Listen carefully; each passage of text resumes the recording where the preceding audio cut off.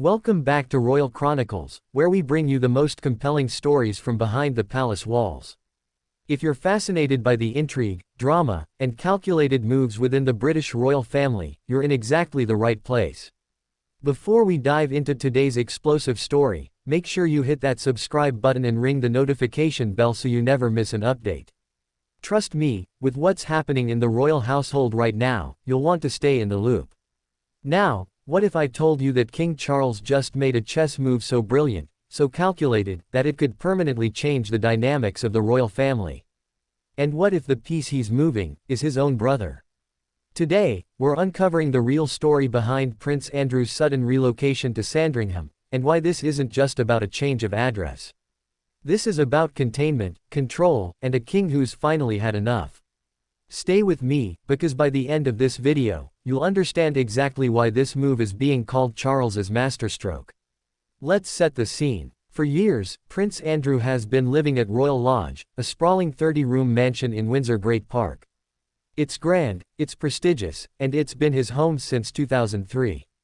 But here's the thing, that property comes with a price tag of around £400,000 a year in upkeep alone. And who do you think has been footing that bill?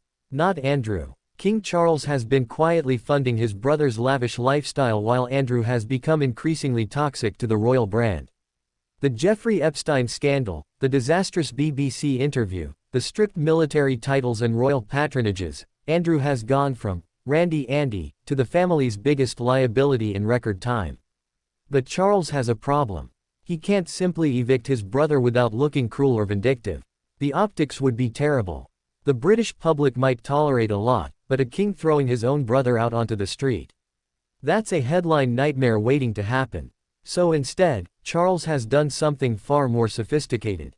He's offering Andrew a new home, a property on the Sandringham Estate in Norfolk. Now, on the surface, this sounds generous, doesn't it?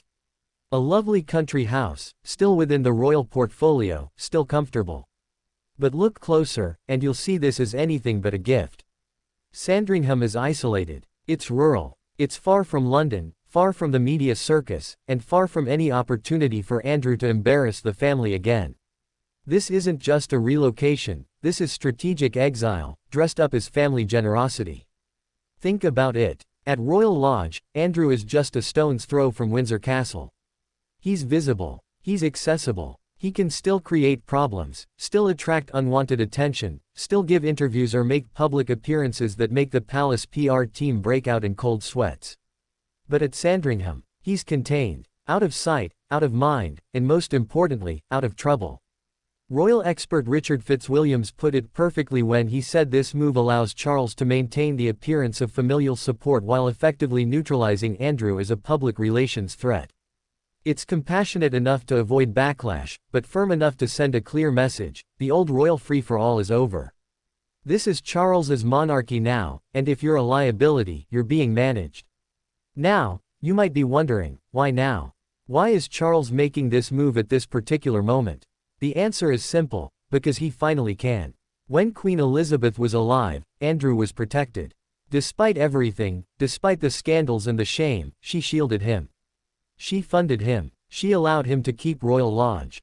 It was her prerogative as sovereign, and nobody could challenge it. But Charles doesn't have those same emotional attachments, or if he does, he's not letting them cloud his judgment. He's watched his brother damage the institution he's spent his entire life preparing to lead, and he's decided enough is enough. This Sandringham move is Charles asserting his authority. It's him saying, I'm the king now, and things are going to be different. And here's what makes this even more fascinating: Andrew is reportedly resisting. Sources close to the Duke of York say he feels entitled to Royal Lodge, that he has a lease, that he's being treated unfairly. But Charles holds all the cards. He controls the purse strings. Without the king's financial support, Andrew simply cannot afford to maintain Royal Lodge on his own. His reported 8-figure settlement with Virginia Giuffre depleted much of his personal wealth.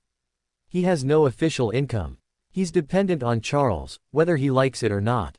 So this standoff isn't really a standoff at all. It's a countdown to inevitable surrender.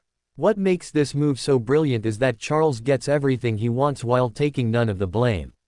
If Andrew goes quietly, the king looks generous for providing alternative accommodation. If Andrew refuses and gets evicted, he's the unreasonable one, clinging to a property he can't afford while his brother offered him a perfectly acceptable alternative. Either way, Charles wins. This is modern monarchy in action, folks. It's not about crowns and ceremonies anymore.